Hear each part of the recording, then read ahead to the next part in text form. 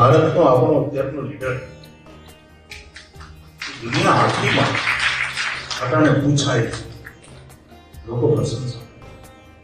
એટલે આ આખો જે બધું સર્વે રજૂ કર્યું અને એ તો 2-3 આઈટમ એમણે કીધી, બાકી કેટલી જ્યાં જાઓ ત્યાં ઉડીને આંખે વળગે એવો વિકાસ છે. એમાં તો આપણાથી કોઈ નથી અને એનો આપણને આનંદ છે. અને આટલી સમસ્યાઓમાંથી નીકળ્યા પછી પણ રાષ્ટ્ર અત્યારે ધીરે ધીરે વિશ્વની 3rd ઇકોનોમી બનવા તરફ જઈ રહ્યું છે. 5મી જગ્યાએ તો આપણે છીએ. અને એવી આ એક આનંદની, ગૌરવની અને સંતોષની ક્ષણ વળી પાછો એક પ્રજાતાંત્રિક પર્વ લોકશાહી આપણી સામે આવ્યું છે.